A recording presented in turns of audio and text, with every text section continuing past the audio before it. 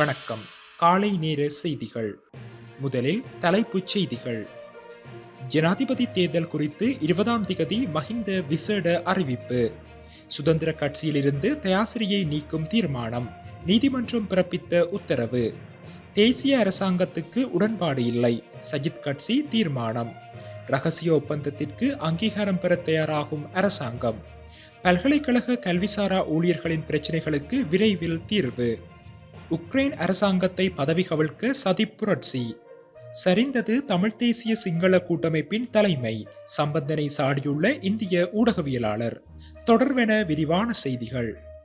ஜனாதிபதி தேர்தல் குறித்தான தமது கட்சியின் அதிகாரப்பூர்வ நிலைப்பாட்டை எதிர்வரும் 20ஆம் திகதி ஸ்ரீலங்கா பொதுஜன பெரமுன கட்சி நாட்டு மக்களுக்கு அறிவிக்க உள்ளது என தெரிய வருகின்றது. கட்சித் தலைவர் மஹிந்த ராஜபக்ஷ அன்றைய தினம் நாட்டு மக்களுக்கு உரையாற்றுவார் எனவும் இதற்காக விசேட நிகழ்வொன்று ஏற்பாடு செய்யப்பட்டுள்ளது எனவும் தெரிய வருகின்றது. ஜனாதிபதி தேர்தல் தொடர்பான கட்சியின் இறுதி முடிவை எடுப்பதற்காக எதிர்வரும் 19ஆம் திகதிக்கு முன்னர் ஸ்ரீலங்கா பொதுஜன பெரமுன கட்சியின் நிறைவேற்று குழு கூட உள்ளது. ஜனாதிபதி தேர்தலில் ரணில் விக்ரமசிங்கவுக்கு கட்சி ஆதரவளிக்க வேண்டும் என மொட்டுக்கட்சி எம்பிக்கள் குழு ஒன்று வலியுறுத்தி வருகின்றது. ஆனால் கட்சி சார்பில் வேட்பாளர் ஒருவர் களமிறக்கப்பட வேண்டும் என மற்றொரு எம்பிக்கள் குழு அழுத்தம் கொடுத்து வருகின்றது. ஐக்கிய மக்கள் சக்தியிலிருந்து 20க்கு மேற்பட்ட எம்பிகளை உடைத்தெடுக்குமாறு மொட்டு கட்சி வழங்கிய நிபந்தனையை ரணில் விக்ரமசிங்க இன்னும் நிறைவேற்றவில்லை எனவும் ஜூலை முதல் வாரத்துக்குள் இது சாத்தியப்படாவிட்டால் மாற்று முடிவொன்றையே மொட்டு கட்சி எடுக்கவுள்ளது எனவும் தகவல்கள் வெளியாகியுள்ளன. ஸ்ரீலங்கா சுதந்திர கட்சியின் உறுப்புரிமை மற்றும் செயலாளர் பதவியிலிருந்து தயாசிரி ஜெயசேகரவை நீக்குவதற்கு கட்சி எடுத்த தீர்மானத்தை இடைநிறுத்தி கொழும்பு மாவட்ட நீதிமன்றம் இடைக்கால உத்தரவு பிறப்பித்துள்ளது. சுதந்திர கட்சியின் பதவிகளில் இருந்து தன்னை நீக்கியமைக்கு எதிராக தயாசிரி ஜெயசேகர மனு ஒன்றை தாக்கல் செய்திருந்தார். மைத்ரிபால சிறிசேன உள்ளிட்டோருக்கு எதிராக தயாசிரி ஜெயசேகர சமர்ப்பித்த அந்த மனுவை பரிசீலித்த கொழும்பு மாவட்ட நீதிமன்றம் இந்த உத்தரவை பிறப்பித்துள்ளது. கடந்த வருடம் செப்டம்பர் 5 அன்று தயாசிரி ஜெயசேகர உடனடியாக நடைமுறைக்கு வரும் வகையில் சுதந்திர கட்சியிலிருந்து நீக்கப்பட்டதுடன் கட்சியின் பொதுச் செயலாளர் பதவியும் பறிக்கப்பட்டது. இதேவேளை கட்சியின் அரசியலமைப்பு விதிகளுக்கு அமைவாக நாடாளுமன்ற உறுப்பினருக்கு எதிராக ஒழுக்காற்று விசாரணையும் ஆரம்பிக்கப்படும் எனவும் மைத்ரிபால சிறிசேன தயாசிரிக்கு கடிதம் மூலம் தெரிவித்திருந்தமை குறிப்பிடத்தக்கது. தற்போதைய ஜனாதிபதி ரணில் விக்ரமசிங்கவின் கீழ் தேசிய அரசாங்கத்தை அமைப்பதற்கு ஆதரவளிக்கப் போவதில்லை என்று ஐக்கிய மக்கள் சக்தியின் நாடாளுமன்ற உறுப்பினர்கள் ஏகமனதாக தீர்மானித்துள்ளனர். நாடாளுமன்ற உறுப்பினர் புத்திக பத்திரனவினால் இன்று முன்வைக்கப்பட்ட இந்த யோசனைக்கு கட்சியின் நாடாளுமன்ற குழு ஏகமனதாக அங்கீகாரம் வழங்கியுள்ளது. இலங்கையில் ஜனாதிபதி தேர்தல் ஒன்று எதிர்வரும் அக்டோபர் மாதத்துக்குள் நடத்தப்பட வேண்டும் என்பது அரசியலமைப்பின் நியதியாகும்.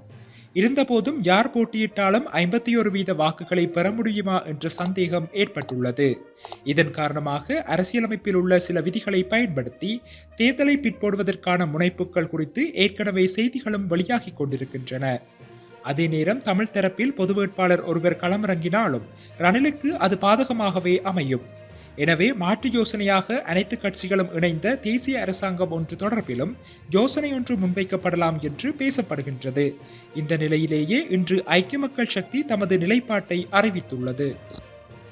நாட்டுக்கு மிகவும் தீங்கு விளைவிக்கும் ரகசியமான ஒப்பந்தத்திற்கு நாடாளுமன்ற அங்கீகாரத்தை பெற அரசாங்கம் தயாராகி வருவதாக எதிர்க்கட்சியின் நாடாளுமன்ற உறுப்பினர் SM மரிக்கார் குறிப்பிட்டுள்ளார். மேலும் நிதியமைச்சின் தரவு அறிக்கையின்படி 2024 மார்ச் மாத இறுதியில் இலங்கையின் மொத்த கடன் தொகை 100.2 பில்லியன் அமெரிக்க டாலர்களாக அதிகரித்துள்ளதாகவும் சுட்டிக்காட்டியுள்ளார். அண்மை காலமாக இது ஒரு நாட்டிற்கு நல்ல செய்தி என்று கூறியுள்ள அரசாங்கம் மொத்த வெளிநாட்டு கடனில் 23.3% மறுசீரமைத்துள்ளதாகவும் அவர் கூறியுள்ளார். உரிய உடன்படிக்கையின் பிரகாரம் நாட்டுக்கு கிடைக்கும் கடன் நிவாரணம் என்ன? அந்த தொகை எவ்வளவு? பணம் செலுத்த ஒப்புக்கொள்ளும் செயல்முறை என்ன? தற்போது செலுத்தப்படாத கடன் தொகை என்ன செய்யப்படும்? நாட்டிற்கு பெரும் சுமையாக இருக்கும் வணிக கடனின் நிலை என்ன?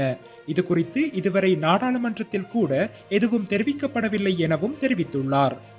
இவ்வாறானதொரு பின்னணியில் நாட்டுக்கு மிகவும் தீங்கு விளைவிக்கும் ரகசியமான ஒப்பந்தத்திற்கு நாடாளுமன்ற அங்கீகாரம் ஜூலை 2 அல்லது 3 வழங்கப்படவுள்ளது. இலங்கை பெறும் ரூபா வருமானம் என்பது அமெரிக்க டாலர் வருமானம் அல்ல, சாதாரண மக்களை பிழிந்து பெறும் ரூபா வருமானமாகும். தமது கோரிக்கைகள் தொடர்பில் அதிகாரிகளுடன் நடத்திய பேச்சுவார்த்தை வெற்றியடைந்ததாக பல்கலைக்கழக கல்விசாரா ஊழியர்கள் தெரிவித்துள்ளனர். பல்கலைக்கழக கல்விசாரா ஊழியர்கள் பல்கலைக்கழக மானியங்கள் ஆணைக்குழுவுடன் நேற்று கலந்துரையாடல் ஒன்றை முன்னெடுத்திருந்த நிலையிலேயே இந்த விடயம் தெரிவிக்கப்பட்டுள்ளது. தமது பிரச்சினைகளுக்கு இன்று அல்லது நாளை தீர்வை வழங்குவதற்கு அதிகாரிகள் இணக்கம் தெரிவித்துள்ளதாக பல்கலைக்கழக தொழிற்சங்கங்களின் கூட்டுக்குழுவின் இணைத் தலைவர் தம்மிக்க பிரியந்த தெரிவித்துள்ளார். இதுகுறித்து மேலும் தெரிவிக்கையில், நாங்கள் செய்து கொண்ட ஒப்பந்தங்களில் இருந்து விலக மாட்டோம் என அமைச்சர் ராகவனிடம் தெளிவாக தெரிவித்துள்ளோம். இந்த தொழிற்சங்க நடவடிக்கைகளை முடிவுக்கு கொண்டுவர 2017 ஆண்டுக்கான அங்கீகரிக்கப்பட்ட மாதாந்த உதவித்தொகை அவ்வாறே எமக்கு வழங்கப்பட வேண்டும்.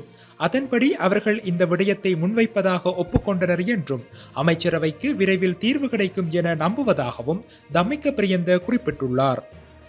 உக்ரைன் அரசாங்கத்தை பதவி கவிழ்ப்பதற்கான சதிப்புரட்சி முறியடிக்கப்பட்டுள்ளதாக உக்ரைன் பாதுகாப்பு அதிகாரிகள் தெரிவித்துள்ளனர். ஜூன் 30 உக்ரைன் தலைநகரில் கலவரம் ஒன்றை ஏற்படுத்தி அதனை பயன்படுத்தி உக்ரைன் நாடாளுமன்றத்தை கைப்பற்றுவதற்கும் இராணுவத்தையும் அரசியல் தலைமைத்துவத்தையும் அதிகாரத்திலிருந்து அகற்றுவதற்கும் சதிப்புரட்சி முயற்சி குழுவினர் திட்டமிட்டதாக உக்ரைனின் பாதுகாப்பு சேவை தெரிவித்துள்ளது. இதுகுறித்து 5 சந்தேக நபர்கள் அடையாளம் காணப்பட்டுள்ளனர் எனவும் 2 கைது செய்யப்பட்டுள்ளனர் எனவும் இஸ்ரேலிய பாதுகாப்பு அதிகாரிகள் தெரிவித்துள்ளனர். அத்தோடு குற்ற முயற்சியை உறுதிப்படுத்தும் பல பொருட்கள், ஆயுதங்கள் போன்றவற்றை கைப்பற்றியுள்ளதாக அவர்கள் குறிப்பிட்டுள்ளனர்.